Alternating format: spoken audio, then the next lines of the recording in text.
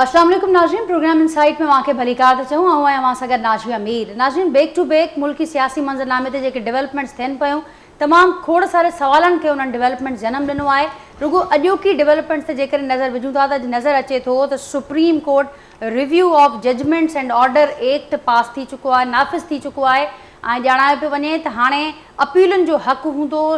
उहा बेंच जेका कंहिं बि मामले ते को फ़ैसिलो ॾिए थी उन ख़िलाफ़ु उन खां जेका वॾी बेंच हूंदी उन ते उहो रिव्यू थी सघे थो। ऐं कुझु माहिरनि जो इहो बि ख़्यालु आहे त मियां साहब यानी मियां नवाज़ शरीफ़ साहब ऐं जहांगीर तरीन साहब समेत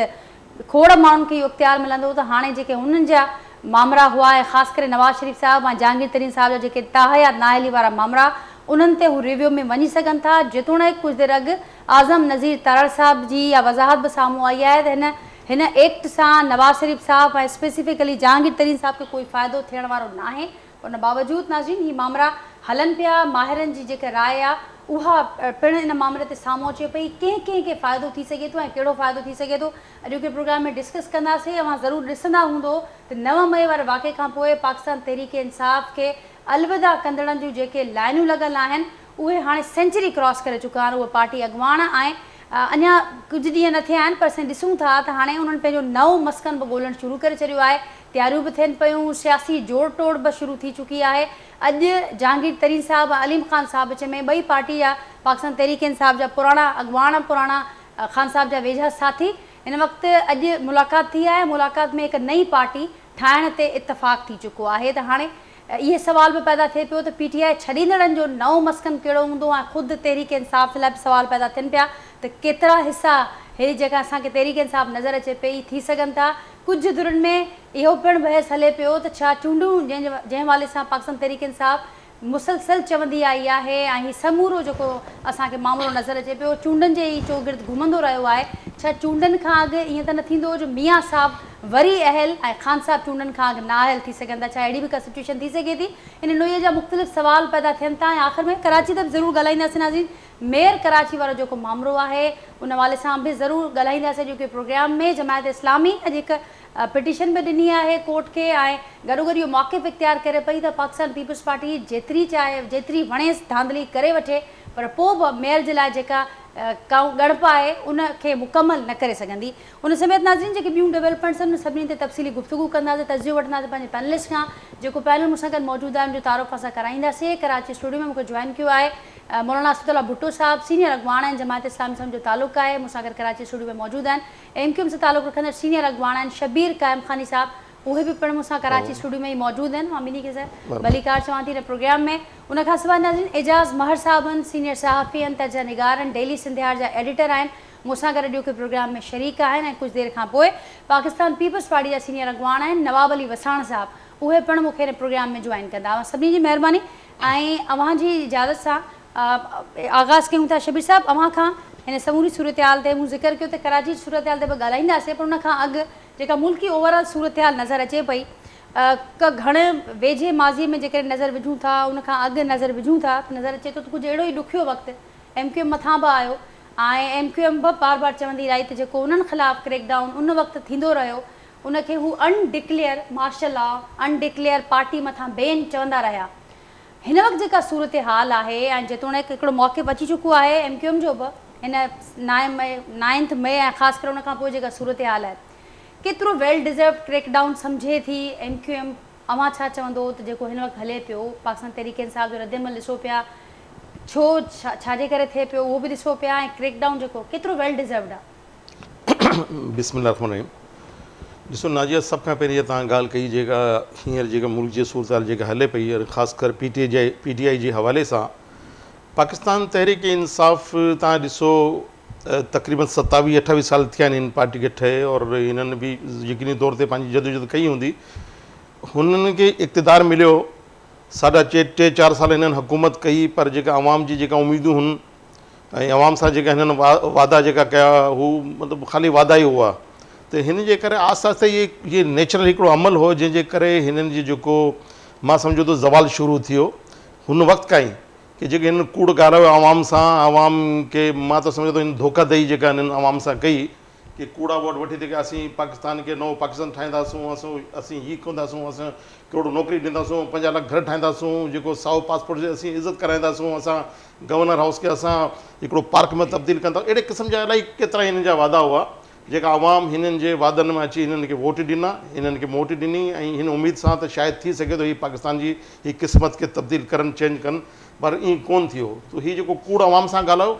तो कूड़ जेको बि ॻाल्हाए त कूड़नि ते त तव्हांखे ख़बर आहे ख़ुदा जी लानत हूंदी आहे। त मां सम्झां थो हीअ कुदरत हीअ मुकाफ़ाती अमल आहे जेको हिननि आवाम सां कूड़ ॻाल्हायो, आवाम खे हिननि तकलीफ़ जेका ॾिनी, महांगाई जी सूरत में हुजे, कहिड़ी बि सूरत में हुजे, उहो हाणे हिन जे आॾे अचे थी हाणे साम्हूं। हीअं पोइ थोरी घणी ॻाल्हि हीअ 9 महीने ते हिन जेको कयो आहे त पाकिस्तान जेका अदारा आहिनि, पाकिस्तानी फ़ौज जे ख़िलाफ़ु हिननि आवाम खे जेको गुसायो, हुनजी ज़हन साज़ी, मतिलबु तव्हां ॾिसो न इलाही अरसे खां ज़हन साज़ी कनि पिया। त आवाम जेका आहे, आवाम जेका पढ़ियल लिखियल आवाम न आहे, हुनखे तो ज़ाहिर आहे जेको बि माण्हू लीडर गाइड कंदो त उहो त लीडर ते डिपेंड कंदी आहे न। तव्हांखे जॾहिं तव्हां वटि इक़्तिदार हो तॾहिं तव्हां हुन टाइम तव्हां हुननि जी तारीफ़ कयो पिया, सॼी फ़ौज जी तव्हां तारीफ़ कयो पिया, सॼे अदारनि जी तव्हां तारीफ़ कयो पिया, पर जीअं तव्हां सां हीअ इक़्तिदार खसी वियो आहे, पोइ तव्हां हीअ फ़ौज बि तव्हां सां मतिलबु तव्हां ख़िलाफ़ु थी विया। हू फ़ौज जेका सरहदनि जी हिफ़ाज़त कंदी आहे, असीं सभु आराम सां सुम्हंदा आहियूं घर, ऐं हू फ़ौज जेका पाण शहीद थियनि था ऐं पाकिस्तान जी हिफ़ाज़त कनि था, हुन जे लाइ हिननि वर ॻाल्हायो, ग़लति ॻाल्हि कई ऐं 9 महीने ते हिननि जेका हरकत कई, हिन जे वर्करनि हरकत कई, बशमूल हिन जा जेका लीडर हुआ, अॻुवाण हुआ, हुननि पंहिंजे जीना हाउस खे साड़े वियो, हुते रेडियो पाकिस्तान पेशावर खे साड़े वियो, इलाही कहिड़ियूं जेके तनसीबात हुन मुजस्मा जेका हुआ असांजा शहीदनि जा जेका हुननि खे नुक़सानु पहुचायो। त हीअ हिकिड़ो सुठे माण्हू जो कमु न आहे, सुठी पार्टी जो कमु न आहे। त हिननि आवाम खे वरगलायो त वरगलाए थो, ॾिसो पोइ मुकाफ़ाती अमल आहे। हाणे जेका माण्हू जंहिं वटि आया हुआ हिननि सभु भॼनि था, हाणे हिननि खे छॾे करे भॼनि था, हिन जे करे भॼनि था त हू ॾिसनि था त अॻे ई कुझु माण्हू त अॻे भॼण जे लाइ तयारु हुआ, पर हुननि खे थोरो ख़ौफ़ हो, डपु हो। हाणे हिकिड़ो माण्हू हिकिड़े माण्हू इब्तिदा कई, हाणे तव्हां ॾिसो रोज़ 5 ॾह 15 माण्हू निकिरनि था, हिन जी पार्टी मां निकिरनि था। तव्हां पाण चओ थो सेंचुरी खां पीटीआई जा केतिरा हिसा थींदे ॾिसो पिया, ऐं अवां चओ पिया त पीटीआई सां जेको कुझु थिए पियो मकाफ़ाती अमल आहे, जेको कुझु ॾुखियो वक़्तु पीपल्स पार्टी ते बि आयो, नून लीग ते बि आयो, जमात इस्लामी ते मथां बेन हणण जूं ॻाल्हियूं थियूं, त हीअ जेको ऐं ख़ासि करे अवां जो तालुक़ MQM सां आहे, त जेको कुझु MQM सां थियो उनखे छा नालो ॾींदो आहे, हिन खे मुकाफ़ाती अमल न हूंदी आहे। ॾिसो असांजी तव्हां पीपल्स पार्टी जी अगरि ॻाल्हि कयो त पीपल्स पार्टी जो नुमाइंदो उनखे डिफाइन कंदो, बाक़ी तव्हां जेका MQM जी ॻाल्हि कई आहे त MQM ते हिकिड़ी हक़ीक़त हुई न, MQM अॼुकल्ह न ठही आहे, MQM 40 साल थिया आहिनि MQM ठहे, ऐं जंहिं बुनियाद ते MQM ठही, MQM जो डो कहिड़ो, MQM कोई ख़ुदा न ख़ास्ता पाकिस्तान उहो त कोन्ह कयो न, त हिन जे करे MQM खे तव्हां कंपेयर हिन PTI सां तव्हां न कयो। हाणे PTI ॾिसो न, PTI त मां चवां थो मुकाफ़ाती अमल आहे, उहो हिन जे साम्हूं अॾे अचे थो। बाक़ी असां सां जेका कारकुननि सां जेका थी आहे, जेका हिन मुल्क जे जेका अदारनि कई आहे, जेका पुलिस कई आहे, उहा मां को डिस्कस करणु चाहियां थो, ज़ाहिर आहे उहो मां डिस्कस कंदो त ॻाल्हि ॿिए पासे हली वेंदी। त बसि असीं इहो चाहियूं था त हीउ मुल्क असांजो मुल्क आहे, इहा धरती असांजी आहे, हिन जी हिफ़ाज़त करणु जिते फ़ौज जी ज़िमेदारी आहे, अदारनि जी ज़िमेदारी आहे, त उते पाकिस्तान जी आवाम जी बि ज़िमेदारी आहे। त पाकिस्तान जी आवाम छा कनि ते मुल्क जेको वजूद में जेको आहे आयो आहे, ईअं त कोन आयो, क़ुर्बानियूं ॾिनियूं हिन मुल्क जी ज़ाहिर आहे, ऐं अलाह जो शुक्र आहे असांखे पाकिस्तान मिलियो आहे, एॾो मुल्क एॾो आहे, हर सरज़मीन ते हर नियामत अलाह सां इनायत कई आहे। त असांजो बि फ़र्ज़ु आहे, आवाम जो बि फ़र्ज़ु आहे, हू बि पाकिस्तान जे लाइ बहितर तौर ते हिनखे सोचे ऐं अॻिते वधे। ठीकु, ॾुखे वक़्त जो ज़िक्र थियो मौलाना साहब, शबीर साहब जी ॻाल्हियुनि खे अवां बि ॾिसो पिया समूरी सूरतहाल कीअं ॾिसे पई जमात इस्लामी हुनखे, ऐं जेको सवाल शबीर साहब जे आॾो बि रखियसि त ॾुखियो वक़्तु मुख़्तलिफ़ पार्टियुनि मुख़्तलिफ़ अंदाज़ में ॾिठो आहे, ऐं उनखां पोइ असांखे नज़र बि आयो आहे त उहे धड़नि में बि उहे पार्टीज़ नज़र आयूं की पर क्रैकडाउन खे सर्वाइव करे चुकियूं। हिन वक़्तु जेका सूरतहाल आहे, इन जो दंग किथे वेंदे ॾिसो पिया, ऐं ख़ासि करे PTI जी ॻाल्हि हले पई त PTI जो मुस्तक़बिल कीअं ॾिसो पिया? मां बिस्मिल्लाह रहमान रहीम। नाज़िया साहिबा तव्हांजी बि महिरबानी ऐं KTN जी बि महिरबानी जो मूंखे पंहिंजे ख़्यालात जे इज़हार जो मौक़ो ॾिनो आहे। तव्हां ॻाल्हि इहा आहे त ॾुखियो वक़्तु हर पार्टीअ ते ईंदो आहे, ऐं जमात इस्लामी जे मथां बि अयूब खान जे ज़माने में बाक़ाइदा जलसे में फायरिंग थी, ऐं मौलाना मौदूदी रहमतुल्लाह अलैह जे मथां फायरिंग थी, लेकिन उतां को बि माण्हू जमात इस्लामी छॾे न वियो। अलाह बख़्श नाले सां माण्हू शहीद थी वियो, ॿिया माण्हू शहीद थी विया, त को माण्हू हिकिड़ो बि अहिड़ो न हुयो जंहिं जमात इस्लामी सां इस्तीफ़ा ॾिनी हुजे। ऐं हाणे बि असांजे अमीर सिराजुल हक़ साहब जे मथां जेको बलूचिस्तान में ख़ुदकुश हमिलो थियो आहे, त असांजे सिराजुल हक़ साहब जी जुरत ऐं हुनजे हौसले खे सलाम आहे जो बजाए हिन जे तो लिके आहे किथे गुम थी वञे हा या हू बीठो रहियो ऐं उन्हनि जिन माण्हुनि खे ज़ख़्मी थिया उनखे खणी अस्पताल वियो उन सां गॾु बीठो रहियो ऐं उनजे बावजूदि हुन कॾहिं बि इहा डिमांड न कई त भई न को माण्हू छॾे वियो। त मुंहिंजो मतिलबु चवण जो इहो आहे त इहे पार्टियूं जेके कंहिं बुनियाद नज़रिए जे बुनियाद ते या कंहिं उसूलनि जे बुनियाद ते जेके ठहनि थियूं पियूं ऐं माण्हू जेके सोचे सम्झी जमात इस्लामी में अचनि था त उहे पंहिंजी जान ॾियण लाइ तयारु आहिनि पर जमात इस्लामी छॾण लाइ तयारु न आहिनि। ऐं हिते असां इहे वरी ॾिसूं था त माण्हू आया हुआ शायदि इन लाइ त भई लूटमार आहे, बसि लूटमार में पंहिंजो मुफ़ादात हासिलु करण जे लाइ आया हुआ ऐं मुफ़ादात हासिलु न थिया इन करे वापसि था वञनि पिया। बाक़ी जेका सियासत जी ॻाल्हि आहे त सियासत जेका आहे उन में ज़ाहिर आहे असांखे PTI सां बि इख़्तिलाफ़ु आहे, असांखे MQM सां बि इख़्तिलाफ़ु आहे, असांखे मौजूदा जेके हुकूमत में आहिनि पार्टियूं पीपल्स पार्टी आहे मुस्लिम लीग आहे ॿियूं पार्टियूं आहिनि उन सां बि इख़्तिलाफ़ु आहे।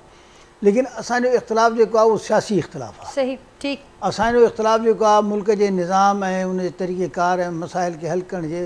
मुतलिक़ जेके तजवीज़ूं आहिनि या तरीक़ेकार आहे उन ते इख़्तिलाफ़ु आहे। ऐं पर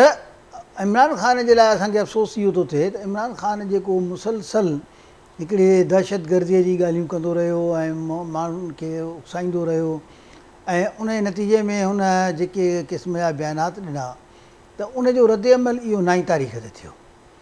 वरना इहो त हाणे मुमकिन न आहे त तव्हां सियासत में कयो, सियासत में जुलूस असां बि कढिया आहिनि ऐं असांजे जुलूसनि जे मथां फायरिंग बि थी आहे। क़ाज़ी हुसैन अहमद साहिबु रहमतुल्लाह अलैह जुलूस कढियो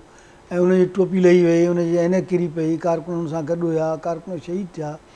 असां त कंहिं पुलिस वारे खे पथर न हयोसीं, असां त कंहिं दुकान खे बि शीशो न टोटियोसीं, छाकाणि सियासत सियासत आहे। ठीकु। लेकिन मुंहिंजो अफ़सोस जी ॻाल्हि इहा आहे त 9 तारीख़ जेको थियो आहे इहो एॾो अफ़सोसनाक आहे जो उन ते जेतिरो अफ़सोस जो इज़हार कजे ओतिरो घटि आहे। अवां सम्झो पिया त जेको हुन खां पोइ असांखे नज़र अचे पियो त बैक टू बैक पार्टी खे अलविदा कंदड़नि जी तादाद में इज़ाफ़ो थिए पियो। ही 9 मई वारे वाक़े जे रद्दमल में ही सभु माण्हू वञनि पिया। जी हा वञनि पिया, पर मुंहिंजो ख़्यालु इहो आहे त उन्हनि माण्हुनि खे इन ॻाल्हि जो जवाबु ॾियणो पवंदो त उहे इन पार्टी सां गॾु छो हुया। ऐं ॿी ॻाल्हि इहा बि आहे त हीअ जेके पार्टी छॾे वञनि था पिया त इहे पार्टी छॾण जे लाइ जेको हिन वक़्तु सिलसिलो आहे इहो हिकिड़ो पाकिस्तान जी तारीख़ में नओं बाब लिखी थिए थो पियो। ऐं अॻिते ॾिसूं त पार्टियूं छा थियूं कनि पियूं, पर मुंहिंजे ख़्यालु इहो आहे त अवाम खे बि सोचणु खपे त जिन माण्हुनि खे वोट ॾेई हिन महिल ताईं मुख़्तलिफ़ तरीक़नि सां इक़्तिदार में आया आहिनि उन अवाम जे लाइ छा कयो आहे, ठीकु, पाकिस्तान जे लाइ छा कयो आहे, महांगाई बेरोज़गारी जे लाइ छा कयो आहे। बिल्कुलु मौलाना साहब इन ॻाल्हि खे अॻियां वधाईंदे ख़ान साहब तमामु घणा पुरुमीद अञा ताईं नज़र अचनि पिया। नवाब साहब जेका हुकूमत ॻाल्हियुनि जी आछ रद्द कई आहे पर उन बावजूदि ख़ान साहब इहा ॻाल्हि करनि था त जेको असुलु इम्तिहान आहे या जेको असुलु ख़बर पवंदी उहो आवाम वटि वञी करे ख़बर पवंदी। हुकूमत पंहिंजो शौक़ु पूरो करे 2-3 हफ़्तनि में जेतिरा माण्हू पकड़णा अथसि टोड़णा अथसि टोड़े वठे, पोइ इलेक्शन जो ऐलान करे ऐं पोइ आवाम ते छॾे, पोइ ॾिसनि पोज़ीशन तॾहिं कमज़ोर थींदी जॾहिं वोट बैंक कमज़ोर थींदो। अञा ताईं ख़ान साहब सम्झनि पिया त अहिड़ी पोज़ीशन कोन आई आहे, छा चवंदो आहे? मुंहिंजे ख़्याल में हिन वक़्तु जेकी ख़ान साहब खे आहे न तमामु वॾी ग़लतफ़हमी आहे। हिकिड़ो त हिन पंहिंजी सियासत खे तबाह कयो ऐं हिन जी सियासत तव्हांखे पाण ख़बर आहे जेको हेतिरो टाइम सुबुह जो हिकिड़ी ॻाल्हि हूंदी, शाम जो ॿी ॻाल्हि हूंदी, पार्लियामेंट में हिकिड़ी ॻाल्हि हूंदी, ॿाहिरि ॿी ॻाल्हि हूंदी, त उहे सभु तव्हांजे साम्हूं आहे। हिन अहिड़ो बेवकूफ़ आहे सियासतदान असां अहिड़ो कॾहिं कोन ॾिठोसीं हिन महिल तो ई जेको हिन सियासत खे पंहिंजे पाण खे पाण कुआड़ आणी तबाह पियो करे। तबाह मीन्स इहो थो करे त हिनखे इहा ख़बर न आहे त सियासत कीअं थींदी आहे। वाक़ई हुनखे ख़बर कोन्हे ही क्रिकेट वञी जेको आहे खेॾे वञे। तो मुंहिंजे चवण जो मतिलबु त ॾिसो सियासत करे पाकिस्तान पीपल्स पार्टी जा जहिड़े नमूने सां आसिफ अली ज़रदारी साहिब खे 12 साल जेल में रखियो वियो।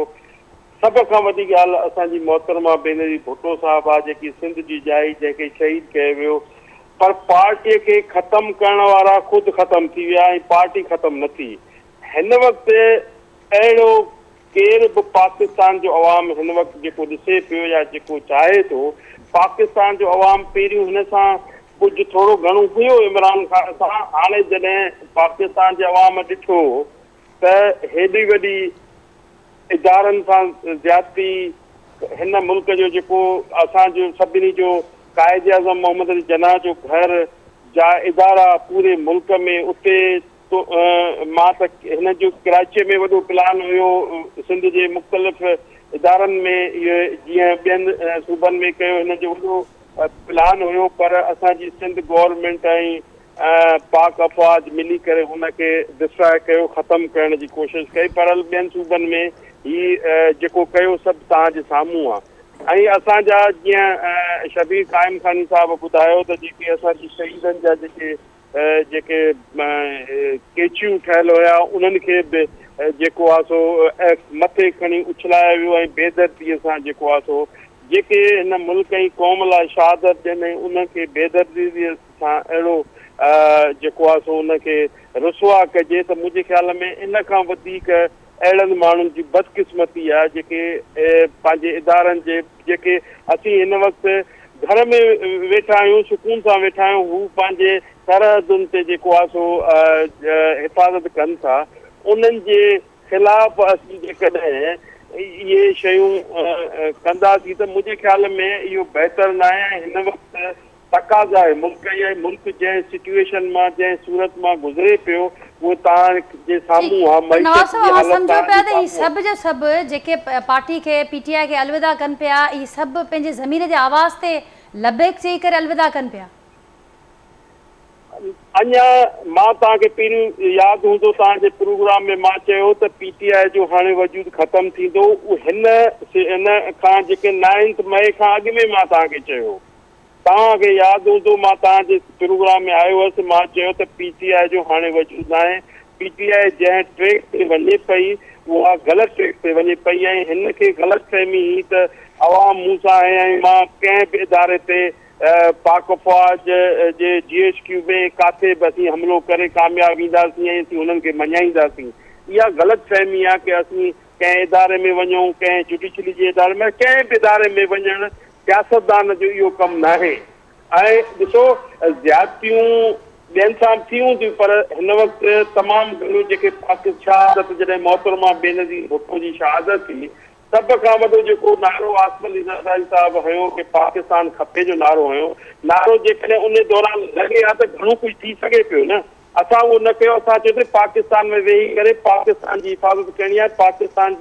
पीपुल्स पार्टी ख़िदमत करणी आहे ऐं पाकिस्तान जो अवाम उहो चाहे थो हिन वक़्तु जेको पाकिस्तान जो अवाम इहो थो चाहे त जेको मुल्क जे इदारनि खे साड़े जलाए असीं उन्हनि खे रिजेक्ट कयूं था ऐं जेको मुल्क जी हिफ़ाज़त करे थो असीं उन सां गॾु आहियूं हाणे तव्हांखे पाण अवाम बि ॿुधाईंदो ऐं अवाम ॿुधाए पियो ही सियासतदान छो पिया वञनि सियासतदान इन करे वञनि पिया जेके PTI सां गॾु हुया जेके उनजा हमदर्द हुया उन्हनि ॾिठो त भेण इहा असांखे त ख़बर ई कोन्हे जेको ख़ान साहिबु एॾी देग ग़लति पचाई आहे जेके कंहिं मज़हबी तंज़ीमुनि सां मिली करे जेको हेॾो वॾो वाक़िया हेॾा वॾा जेके सान्या जेके पूरे मुल्क में 9 मई खे जेको हेॾो वॾा वाक़िया थिया उहे ख़तरनाक ऐं उन्हनि माण्हुनि खे तजुब आहे त इहे एॾा वॾा वाक़िया असांजी पार्टी जेकॾहिं करे सघी त असांजो रहण जेको हक़ ई कोन्हे इदारनि जे ख़िलाफ़ या पाकिस्तान जे ख़िलाफ़ या हिन धरती जे ख़िलाफ़ मुंहिंजे ख़्याल में हिन धरती जे ख़िलाफ़ आहे इहे जेको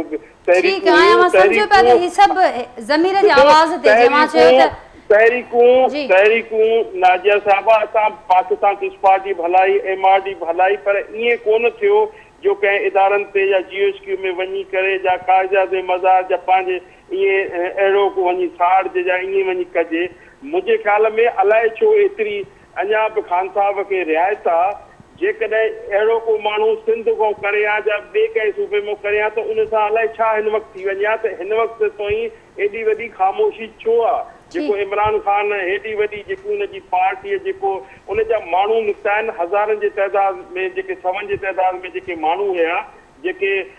इदारनि ते हमिलो करण जा कायदे आज़म जे घर ते या मुख़्तलिफ़ ॿियनि जेके रेडियो पाकिस्तान जा इहे सभु तव्हांजे साम्हूं आहे असां उन्हनि दौरान जॾहिं हिन जो धाणो हुयो जॾहिं नून लीग जी हुकूमत हुई तॾहिं असां हिनखे सम्झी वियासीं त ही पाकिस्तान जो ख़ैर ख़्वाह कोन्हे ऐं अजायो हिनखे नवाज़ साहब ख़ामोशी किथां आहे अवां छा पिया एक्सपेक्ट कयो त छा थियणु खपे अञा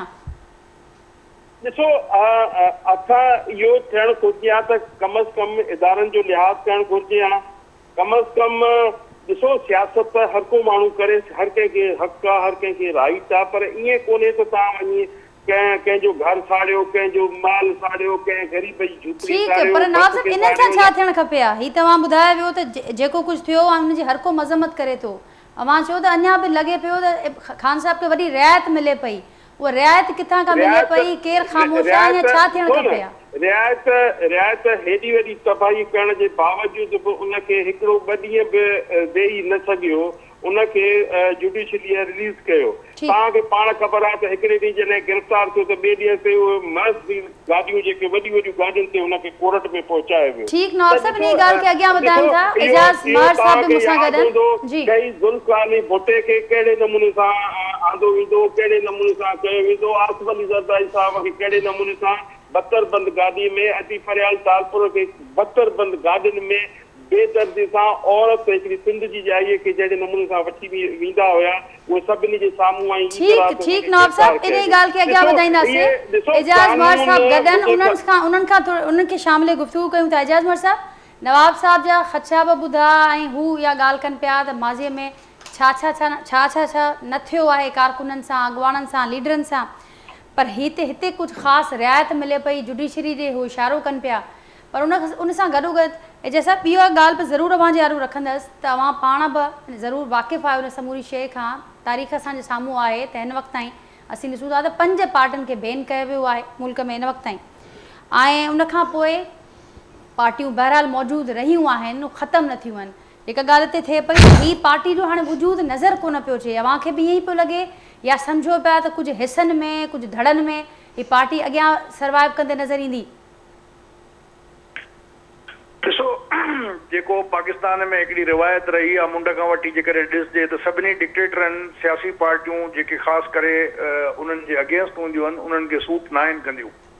ऐं उन में तव्हां जीअं ज़िक्र कयो त मुख़्तलिफ़ पार्टियुनि ते पाबंदी बि लॻी, पर उहे पाबंदियूं एतिरियूं कारगर साबित न थियूं, ऐं उहे पार्टियूं पंहिंजे नज़रिए जे हवाले सां या जेको बि उन्हनि जो नुक़्ते नज़र हुयो उन जे हवाले सां उहे ज़िंदा रहियूं। हीअ जेका सिचुएशन आहे इन में ॾिसो, इन में इमरान खान साहब कुझु ग़लति सियासी फ़ैसिला कया मुंड खां वठी।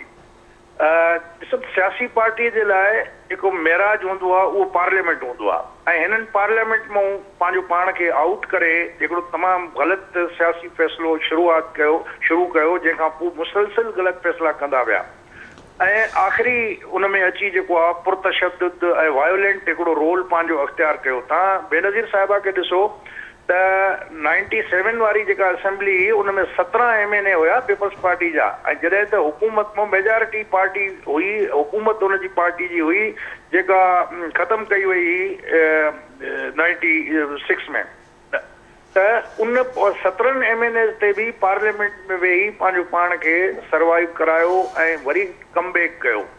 त हीअ जेका पॉलिटिकल अप्रोच इमरान खान जी आहे इहा बिल्कुलु मूंखे त घटि में घटि गैर सियासी थी लॻे।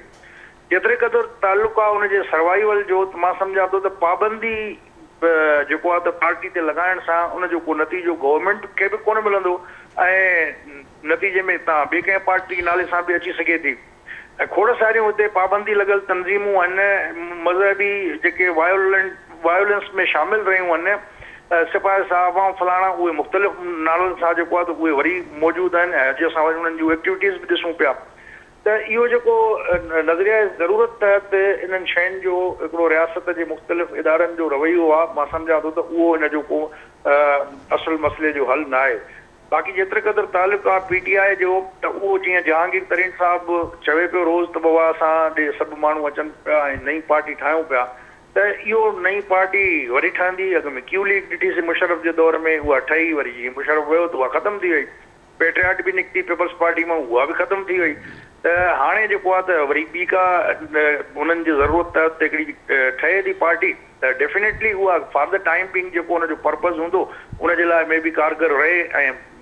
लॉन्ग प्रोसेस में जेको आहे अॻिते न अची सघे। ठीकु, एजाज़ साहिब हिकु ॿी जेका डेवलपमेंट थी आहे त जेको अॼु एक्ट नाफ़िज़ थियो आहे, एक्ट जे हवाले सां ॿुधायो पियो वञे त सदर जी साइन खां पोइ हाणे बाक़ाइदा कानून जी शक्ल इख़्तियार करे चुको आहे, रिव्यू ऑफ जजमेंट, पर कानून वारो वज़ीर चवनि था त उहो उनजो को फ़ाइदो जहांगीर तरीन साहब या मियां नवाज़ शरीफ़ साहब खे कोन थींदो, पर कानून जेके ॼाण रखंदड़ आहिनि उन्हनि जे लाइ कुझु मुख़्तलिफ़ साम्हूं अचे पई। कीअं ॾिसो पिया किथे अहिड़ी सूरत हाल त नथी वञी बीहे जो चूंडनि खां अॻु मियां साहब वरी अहल ऐं ख़ान साहब नायल थी वञनि? इहो त पॉसिबल आहे, इनखे रूल आउट नथो करे सघिजे ऐं इहा शइ बज़ाहिर नज़र थी अचे पई जेके पॉलिटिकल डेवलपमेंट्स थियनि पियूं त मियां साहब जेको आहे उहो डेफिनेटली ईंदो। ऐं कल्ह जहिड़े तरीक़े सां मरियम नवाज़ लाहौर में शो कयो योम तकबीर, उन में नवाज़ शरीफ़ साहब जो ख़िताब बि ॾेखारियो जेको PTV ते बि हलियो त PTV उनखे नशर बि कयो। ऐं पहिरियों दफ़ो मां सम्झां थो या रेयरली PTV जेको आहे 10-15 मिंट पंहिंजो प्राइम टाइम जेको ख़बरनामो आहे 9 बजे वारो उहो बि डिले कयो। त इहे सभु शयूं इन ॻाल्हि खे सपोर्ट कनि थियूं त जेको ईंदड़ वक़्तु आहे उहो इमरान ख़ान जे लाइ ॾुखियो आहे, नवाज़ शरीफ़ जे लाइ हिकिड़ी स्पेस ठहे पई। ऐं जेको कानून जी तव्हां ॻाल्हि कई त इन कानून में इहो त आहे त तव्हां 184 तहत जेको सुप्रीम कोर्ट नोटिस वरितो आहे, केस जो फ़ैसिलो कयो आहे, उनजे ख़िलाफ़ अपील थींदी ऐं उहा अपील उहा बेंच न ॿुधंदी, छो त अॻु में जेके हिन महिल मौजूदा रूल्स आहिनि उन मुताबिक़ जेका बेंच फ़ैसिलो ॾींदी आहे उहा ई रिव्यू ॿुधंदी आहे।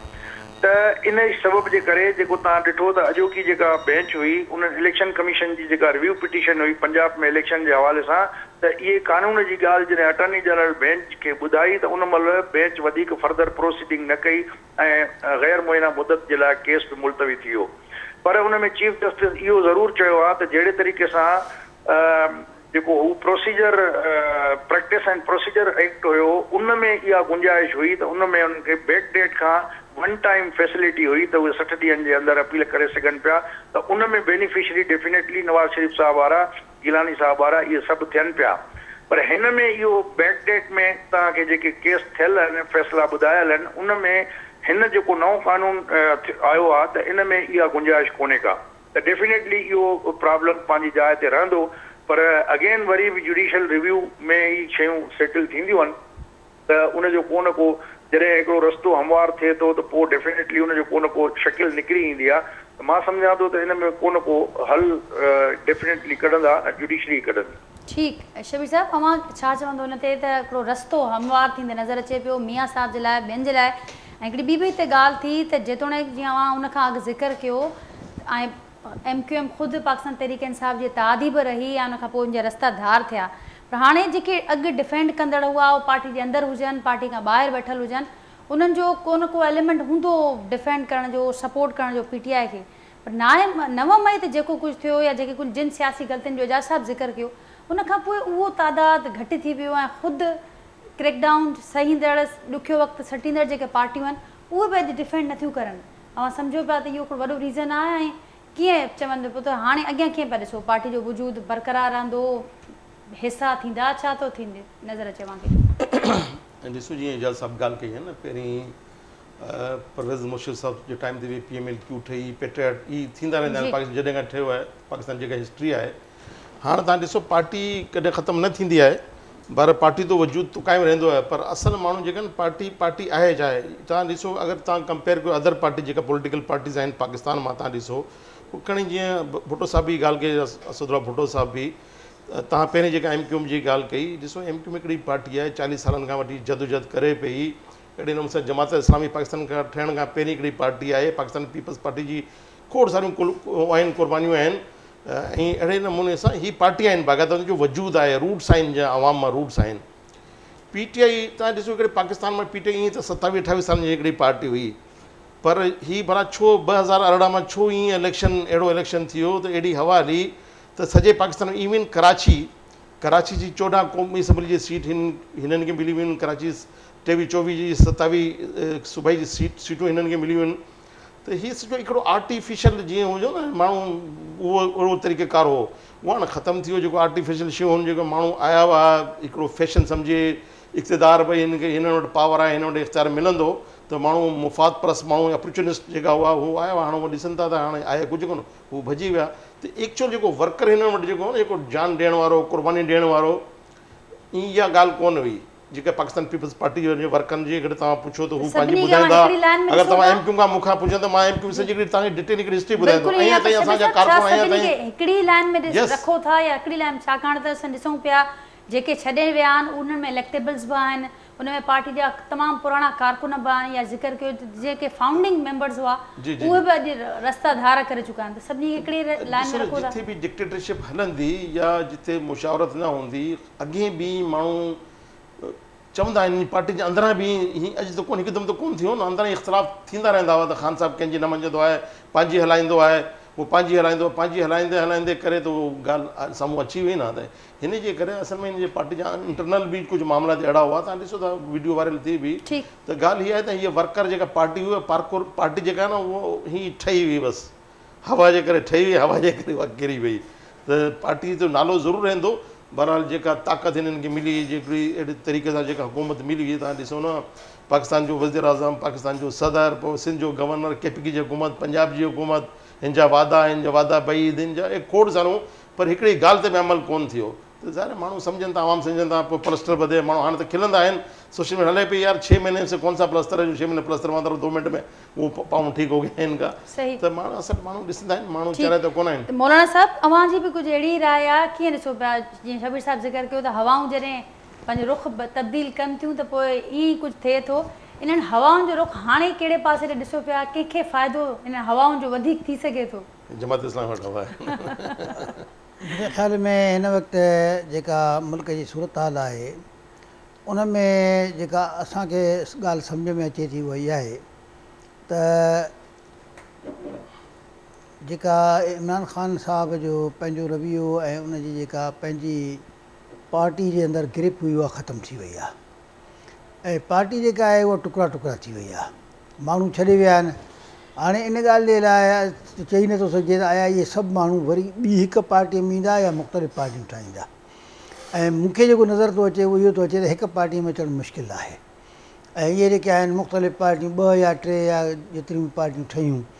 ऐं उन जे नतीजे में आया इमरान ख़ान साहिबु जेको आहे उनजो छा थींदो छाकाणि त इमरान ख़ान जे जेके माण्हू साण आहिनि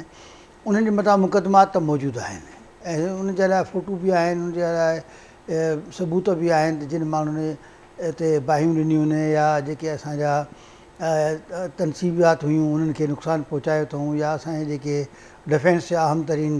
मामलात आहिनि उन में जेको हुननि जो कयो आहे दहशतगर्दी जो त इहे सभु शयूं मौजूदु आहिनि पर असांखे इहा ॻाल्हि सम्झ में नथी अचे त हुकूमत हिन महिल ताईं उन ते कोई कारवाई छो नथी करे। आख़िर हुकूमत खे कारवाई करणु खपे ऐं उनखे चवनि था त असां फ़ौजी कोर्ट में केस हलाईंदासीं त भई फ़ौजी कोर्ट में केस हलाइण जे लाइ बि फौरी तौर ते हलाया वञनि हिन महिल देरि छा जी आहे इंतज़ारु छा जो आहे त इहो इंतज़ारु जेको आहे इहो माण्हुनि जे ज़हन में हिकिड़ो वॾो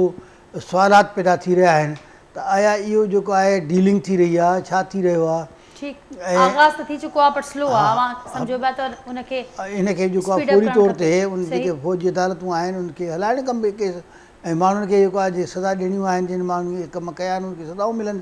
ताकी आईंदा जे लाइ घटि में घटि हिन दहशतगर्दीअ जो ख़ात्मो थी सघे। जेकॾहिं हिननि खे सज़ा न मिली त आईंदा दहशतगर्दी जो ख़ात्मो न थींदो। पोइ ॿी ॻाल्हि जेका आहे उहा इहा आहे त मुल्क जे अंदरि असां सम्झूं था त हीअ मौजूदा जेका हुकूमत आहे इन हुकूमत जी बि कारकर्दगी असांखे खे ज़ीरो नज़र थी अचे महांगाई जे लिहाज़ सां बेरोज़गारी जे लिहाज़ सां मुल्क जे अंदरि जेके हालात आहिनि उनमें काई तब्दीली कोन्हे का ऐं उन जे नतीजे में हेतिरी सारियुनि पार्टियुनि जी गॾियल हुकूमत आहे मौजूदु आहे ऐं उन सां माण्हुनि जूं उमेदां बि हुयूं ॿुधाए उन जे वर्कर्स जूं उमेदां हुयूं लेकिन एतिरो वक़्तु उनखे मिलियो बि आहे त उन्हनि को हिन में कुझु करे न ॾेखारे सघिया आहिनि। त असां सम्झूं था त इन सॼी सूरत हाल में त पाकिस्तान जे अवाम जे साम्हूं हिकिड़ो वॾो सुवालु आहे त उहे हाणे कहिड़ी पार्टीअ जो साथ ॾियनि छा कनि। सो मां इहा ॻाल्हि सम्झां थो त हिन वक़्तु जेका पीपल्स पार्टी ऐं मुस्लिम लीग आहे उहा हिन सिचुएशन जे फ़ाइदे वठण लाइ भरपूर कोशिशि कंदी। इहो सुप्रीम कोर्ट जो जेको फ़ैसिलो आयो आहे त इन मां बि उन जे लाइ रास्ता निकिरनि था पिया। हा छाकाणि त इन नतीजे में जेको आहे नवाज़ शरीफ़ साहिब खे जेकर रिलीफ मिले थो जंहिंजो इम्कानु वधीक आहे त उन नतीजे में जेकर हुनखे रिलीफ मिले थो त हीअ हुकूमत कोशिशि कंदी त असां इलेक्शन खटूं ऐं इलेक्शन में जेको आहे वरी ॿीहर वज़ीर आज़म जे तौर ते नवाज़ शरीफ़ खे आंदो वञे ऐं उहो वरी पीपल्स पार्टी जे लाइ बि इम्तिहान आहे आया पीपल्स पार्टी हुनजे वज़रात अज़मा ते इतफ़ाक़ करे थी या नथी करे। पर असां सुप्रीम कोर्ट जो फ़ैसिलो जेको हिन वक़्तु आयो आहे उहो बि घणा सवालात खणी आयो आहे छाकाणि सुप्रीम कोर्ट जा ॿिया बि फ़ैसिला मौजूदु आहिनि ऐं उन्हनि फ़ैसिलनि जो छा थींदो। हाणे ज़ाहिर आहे इन सभिनी, लेकिन हिकिड़ी असांखे इहा ॻाल्हि महसूसु थिए थी त मामलात खे अॻे जेको आहे उलझाइण जे तरफ़ वञी वठी रहिया, हाणे जेको आहे सुलझाइण जे तरफ़ कोशिशि थी रही आहे। बहरहाल अलाह करे पाकिस्तान जे अवाम जे जेको मुफ़ादात आहिनि, असांजे पाकिस्तान जा मुफ़ादात आहिनि, हिन वक़्तु असां बैन अल-अक़वामी तौर ते बि ऐं ख़ासि तौर सां कश्मीर जे मसइले में तमामु परेशान आहियूं। त इन लाइ ज़रूरत इन ॻाल्हि जी आहे त अलाह ताला असांखे का अहिड़ी हुकूमत ॾे जेका पाकिस्तान जे अवाम जे लाइ कुझु करे सघे। ठीकु आहे, मां सम्झो पिया त सुधरण पासे ई समूरी हालतूं वञनि पियूं। ऐं नवाब साहिबु हिकिड़ी ॿी ॻाल्हि बि कई मौलाना साहिबु, उन ॻाल्हि खे अवां ज़रूरु रखंदसि त असीं ॾिठोसीं जॾहिं ई हुकूमत आई, गॾियल इत्तेहादी हुकूमत ऐं बार बार इहा चवंदी रही त खोड़ चैलेंजिस बि आहिनि, पर ख़ान साहिबु असांखे तमामु घणो टफ टाइम ॾिनो आहे, जंहिंजे करे हुकूमत कोशिशूं बावजूदि, समूरे ध्यानु बावजूदि ओतिरो फोकस न पई करे सघी चैलेंजिस ते, मसइलनि ते। हाणे ख़ान साहिब जे हवाले सां जीअं अवां पाण ई चयो त PTI जो त वजूद ख़तमु थियो ऐं हाणे PTI माज़ीअ जो किसो बणजणु वञे पई। पोइ जेके ॿिया मसइला आहिनि, ॿिया चैलेंजिस आहिनि, उहो केतिरो वॾो इम्तिहान आहिनि ख़ुदि PDM जे लाइ, उहो केतिरो मसइलो पैदा करे सघनि था PDM ऐं जेके ॿियूं पाकिस्तान पीपल्स पार्टी समेत जेके ॿियूं पार्टीज़ आहिनि उन्हनि जे लाइ। ॾिसो, जेको इमरान ख़ान शुरू में 4 साल हुकूमत कई तव्हांजे साम्हूं आहे, छा कयो, हुन कहिड़ा जेके तीर मारिया उहे सभिनी जे साम्हूं आहिनि। इमरान ख़ान जेको IMF सां मुआइदो कयो उहो बि अहिड़ो कयो जो हिन वक़्तु ताईं असां हुन में अञा ताईं जीअं हुकूमत आई आहे, असीं PDM जी हुकूमत बिल्कुलु हुन सां जेको मां हुन ॾींहुं इसाक़दार खे ॿुधां पियो टीवीअ ते त मतिलबु फाथी पिया त उहे बि फ़िलहालु पैसे ॾियण लाइ मूड ई कोन्हे। त मुंहिंजे ख़्याल में जेको हिन वक़्तु जेकी सिचुएशन ठहे थी, जेकी बणिजे थी, त बजट इहा जून में पेश थिए थी ऐं उन खां पोइ फौरन मुंहिंजे ख़्याल में जेको टाइम पीरियड आहे पंहिंजे टाइम ते इलेक्शन थिए पई ऐं इनशाअल्लाह मूंखे यकीन आहे त हिन सिचुएशन में जेको आहे सो हिन मुल्क जो वज़ीर आज़म बिलावल भुट्टो ज़रदारी साहिबु थींदो ऐं ज़रूरु थींदो। ऐं मूंखे नज़र अचे पियो जेको मां पंहिंजी हिकिड़ी हिन में ॾिसां पियो, सो हिन वक़्तु केरु बि अचे केरु बि वञे, ॾिसो पाकिस्तान पीपल्स पार्टी हिते वेही करे मुक़ाबिलो कयो आहे, न का को मुल्क छॾे हली वई आहे, न का मुल्क में वेही करे 10 साल 11 साल 12 साल आसिफ अली ज़रदारी साहिबु जेल काटियो, उहे सभिनी जे साम्हूं आहे। जेकॾहिं हिननि खे 10 ॾींहं बि जेल में हुजनि, असांखे फटकी ईअं इमरान ख़ान हेॾा जो होॾे थी वञे, जीअं मच्छीअ खे पाणीअ मां कढिबो आहे न, त ॿाहिरि मच्छी फटकंदे बग़ैर पाणी जे हेॾे होॾे थी वेंदी आहे। त हिनखे जेकॾहिं अञा एतिरो जेल में थोरो अर्सो हुजे हा त ही सियासत तो ई हथ खणी वञे हा। नवाब साहब इहो बि जवाब ॾियो जीअं मां चयो त हाणे अवां खे इलेक्शन वक़्त ते थींदे नज़र अचे पई। बिलावल साहिब जी मां ॻाल्हि कई त उन्हनि खे अवां ईंदड़ वज़ीर आज़म ॾिसो पिया, मौलाना साहिबु ॾिसनि पिया त नवाब मियां साहिब जो रस्तो सिधो थियो आहे, मियां साहिब जा वॾा ब्राइट चांसिस थी सघनि था। ख़ान साहिब खे किथे ॾिसो था, उहो बि इलेक्शन में हूंदा अवां सां हिन भेरे? ॾिसो ख़ान साहिब जी त हाणे पहिरियों त हुनजी पार्टी हुई ऐं जॾहिं हीअ इदारनि सां हिननि सां जॾहिं हिन हथ चोरांद कई, मूंखे नथो लॻे त ख़ान साहिब जी का एॾी वॾी अहमियत हूंदी ऐं ख़ान साहिबु एॾो वॾो को लीडर थींदो। पहिरियों माण्हुनि खे हुयो त जेको आहे ख़ान साहिबु ईंदो ऐं जॾहिं हिन 9 मई खां पोइ जेकी सिचुएशन थी आहे त मूंखे काथों बि ख़ान साहिबु काॾो बि नज़र कोन्ह अचे। ठीकु, त पर इन वाक़े खां सवाइ ख़ुदि PDM वटि इन इत्तेहादी गवर्नमेंट वटि कहिड़ी परफॉर्मेंस आहे जंहिंजे आधार ते जॾहिं अवां सम्झो त अवाम वटि वेंदासीं ऐं असांखे मिलंदी कामयाबी? ॾिसो, मां तव्हांखे ॿुधायां त इनशाअल्लाह हीअ जेकी हले थी PDM जी गवर्नमेंट, जीअं बजट पेश थींदी आहे, मूंखे जेको लॻे थो बजट खां फौरन ई मूंखे IMF खां पैसा मिलंदा आहिनि, ॿियनि मुल्कनि खां पैसा मिलंदा आहिनि, जेके शयूं मथे थियूं डॉलर आहे या ॿियूं जेके बि आहिनि खाइण पीअण जी शयूं मथे रेट ते, उहे सभु हेठि लहंदियूं। उन खां पोइ जेकी निगरान सेटअप ईंदो, उन खां पोइ इलेक्शन थींदी। ऐं मूंखे जेको लॻे पियो त इलेक्शन फेयर एंड फ्री थींदी। ऐं सभ खां वॾी ॻाल्हि त ख़ान साहिब जे जेकी पार्टी आहे PTI, उन में 3-4 ग्रुप ठहंदा,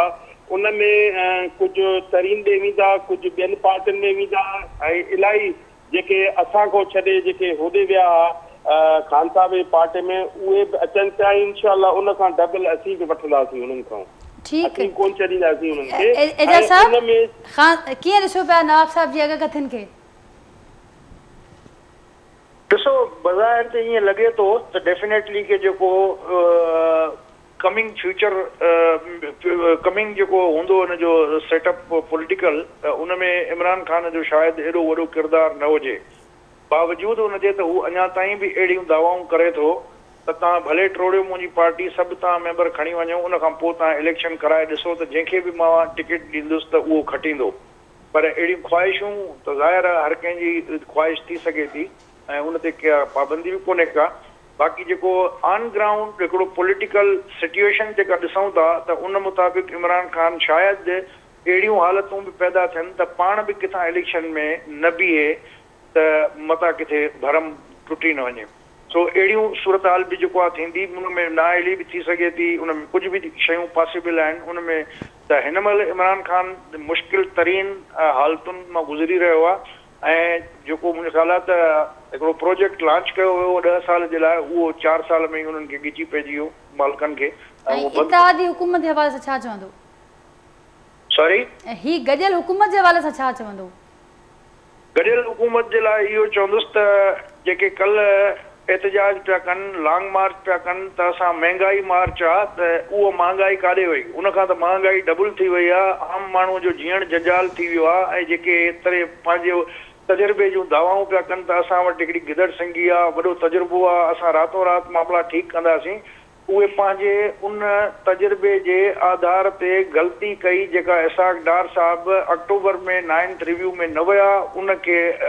लाइटली वरितऊं ऐं धमकियूं ॾिनी जेको IMF खे। उनजो अॼु नतीजो इहो आहे त सॼो अवाम जंजाल में आहे, माण्हू परेशान आहिनि, माण्हू बुख था मरनि, कंहिं ग़रीबनि वटि जेको आहे इंडस्ट्री बंदि थी थिए पई, बेरोज़गारी एॾी वधी वई आहे जंहिंजो अंदाज़ो कोन्हे को। ऐं मूंखे हैरत आहे त इहे सभु शयूं जेके अवाम जा प्रॉब्लम आहिनि उहो मीडिया ते उन तरीक़े सां डिस्कस नथा थियनि। तव्हां डेटा त खणी ॾिसो त तव्हांजी 50% इंडस्ट्री जेको आहे मैन्युफैक्चरिंग तव्हांजी जेको आहे उहो बंदि थी वई आहे। तव्हांजी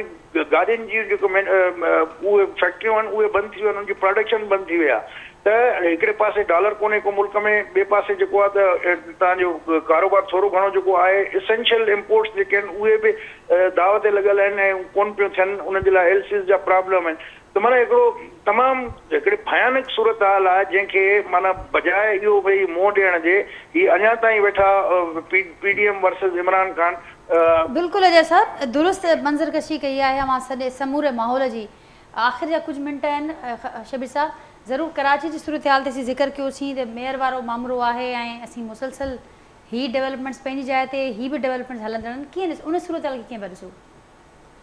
ॾिसो बज़ाहिर त जेका नंबर्स आहिनि हींअर हू त पीपल्स पार्टी वटि घणा आहिनि, लॻे थो ईअं थो ज़ाहिर पीपल्स पार्टी ज़ाहिर आहे पीपल्स पार्टी जो मेयर ईंदो, पर ज़ाहिर जमाती साहब जा नुमाइंदे हिते वेठा आहिनि, जमात इस्लामी जा भुट्टो साहब, ॻाल्हि ॿोल थी आहे PTI वारनि सां बि हिननि सां हाणे छा ॻाल्हि ॿोल थी आहे छा न थी आहे, जी जी, पर अगरि मूंखे त कोन थो लॻे जीअं अॼु भुट्टो साहब ॻाल्हायो आहे PTI जे लाइ त हू हिननि जी सपोर्ट कंदा, लॻे ई थो। मौलाना साहब न मुंहिंजो ख़्यालु आहे की असांजी ॻाल्हि पंहिंजी जाइ ते असांजो भाउ आहे, पर सियासत में हर शइ जेका आहे उनजो अलॻि अलॻि मौक़िफ़ हूंदो आहे। ये कराची जो मामिलो जेको आहे इहो मुल्क जे बिल्कुलु अलॻि सां हिकिड़ो एंटिटी आहे ऐं हितां जो माहौलात ऐं हितां जो माहौल बिल्कुलु अलॻि शइ आहे। तंहिं करे मुल्की सियासत में ऐं हितां जी सियासत में वॾो फ़र्क़ु आहे। असांजो भला PTI जा मुखालिफ़ आहियूं, पर उन बावजूदि हाफ़िज़ नईम रहमान साहब PTI वटि वियो, PTI वारनि बि महिरबानी कई, असां सां गुफ़्तगू कई अथऊं। हाणे PTI जे लाइ हिकिड़े 2 ऑप्शन्स आहिनि, हिकिड़ो ऑप्शन आहे पीपल्स पार्टी, हिकिड़ो ऑप्शन आहे जमात इस्लामी। उन जहिड़ो जमात इस्लामी सां इख़्तिलाफ़ आहे अहिड़ो पीपल्स पार्टी सां बि इख़्तिलाफ़ आहे। इन करे असां सम्झूं था हिननि वटि 155 आहिनि पीपल्स पार्टी वारा, हिन वटि घणा आहिनि तव्हां वटि? मां इन करे PTI इन करे मां सम्झां थो त PTI जेका आहे उनजे हाणे बि हलफ़ जे मौक़े ते जहिड़े नमूने सां पीपल्स पार्टीअ जे माण्हुनि हुकूमत जे तरफ़ां PTI जे माण्हुनि जे घरनि ते छापा पिया आहिनि, उनजे घर वारनि खे तंग कयो वियो आहे, कुझु माण्हुनि खे गिरफ़्तार कयो वियो आहे, कुझु माण्हुनि खे वोट हलफ़ न खणणु ॾिनो वियो आहे। त मुंहिंजे ख़्याल में पीपल्स पार्टी जे जंहिं नमूने जी धांधली थी करे पई इहा ग़ैर जमहूरी बि आहे, ग़ैर आइनी बि आहे ऐं मुंहिंजे ख़्याल में त इहा अवाम खे लाइ बि क़ाबिल क़बूल न आहे। कराची हिकिड़ो आज़ादु शहरु आहे, कराची हिकिड़ो पढ़ियल लिखियल जो ऐं तमामु पाकिस्तान जे इंटेलिजेंस जो शहरु आहे ऐं सॼी दुनिया जो नज़रूं बि हिते लॻियल आहिनि तंहिं करे मां सम्झां थो त पीपुल्स पार्टीअ खे जेको आहे होश जो कमु करणु खपे ऐं उनखे जेको आहे इन में गैर जानबदार थी अवाम खे ऐं मुंतख़ब नुमाइंदनि खे पंहिंजे हक़ अदा करण जो ठीक नवाब साहब लास्ट मिनट नवाब साहब क्विक कमेंट तव्हांजो ॾिसो जीअं मौलाना साहब ॻाल्हि कई त पाकिस्तान पीपुल्स पार्टी जा सिंध गवर्नमेंट जेके PTI जे मेंबरनि ते छापा थी आहिनि इहो बिल्कुलु ईअं कोन्हे न को पाकिस्तान पीपुल्स पार्टी इन शइ ते यकीन रखंदी आहे गिरफ़्तारियूं नज़र त आयूं हमेशह उन ॾींहुं नवाब साहब ॾिसो पाकिस्तान पीपुल्स पार्टी हमेशह जमहूरियत जी ॻाल्हि कई सॼी मीडिया ऐं अख़बारात भरियूं पियूं आहिनि ॾिसो काई बि अहिड़ी कंहिं ते छापो कोन लॻो आहे को ख़ुशीअ सां अचणु चाहे थो त हाणे ॾिसो त जीअं जेके MNA MP आहिनि सभु छॾींदा था वञनि जेकॾहिं हू बि अचनि था त केरु हुनखे रोकींदो हर कंहिंजो हक़ु आहे हर कंहिंजो राइट आहे वञे भाई पुलिस जा कंहिंजे थ्रू कंहिंखे बि कोन हिरासा कयो थो वञे ऐं पाकिस्तान पीपुल्स पार्टी इहो कॾहिं वड़ी न रहियो आहे की कंहिंखे ज़बरदस्ती वोट वठे या हीअ करे हाणे बि जेके इलेक्शनूं बाए इलेक्शनूं थियूं हर को पंहिंजी मर्ज़ीअ सां जंहिंखे खटरायो जंहिंखे वोट ॾिनो अहिड़ो कोई बि इशू कोन्हे ऐं मूंखे जेको लॻे पियो त इनशाला पाकिस्तान पीपुल्स पार्टी जो जियालो ईंदो ऐं पाकिस्तान पीपुल्स पार्टी जो 102% जेको आहे सो मेयर पाकिस्तान पीपुल्स पार्टी जो थींदो ऐं हुननि वटि एतिरा वोट ई कोन्हनि जेकॾहिं को दावा करे या को चए ऐं मूंखे जेको लॻे थो जमीयत जा कुझु वोट उहे बि इनशाला पाकिस्तान पीपुल्स पार्टी में जॉइन कंदा मां नवाब हसन साहब मुंहिंजा दोस्त आहिनि मां पारत कंदुसि हाफ़िज़ नईमुद्दीन साहब जी ऐं हुनजी वास्कट जी जेका हिननि सिलाई आहे उहा पई ईअं पई आहे त महिरबानी करे हिननि काउंट कनि शबीर साहब वरी महिरबानी मुंहिंजी मौलाना असदुल्ला भुट्टो साहब वरी महिरबानी मुंहिंजी नवाब अली वसाण साहब एजाज़ मार साहब बि नाज़रीन प्रोग्राम में गॾु आहे गुफ़्तगू मां ॿुधी पंहिंजे फीडबैक असांखे ज़रूरु आगाह कजो सुभाणे मां सां मुलाक़ात कंदासीं सेम टाइम ते नए मौज़ूअ महिमाननि सां गॾु तेसिताईं ॾींदा इजाज़त अल्लाह हाफ़िज़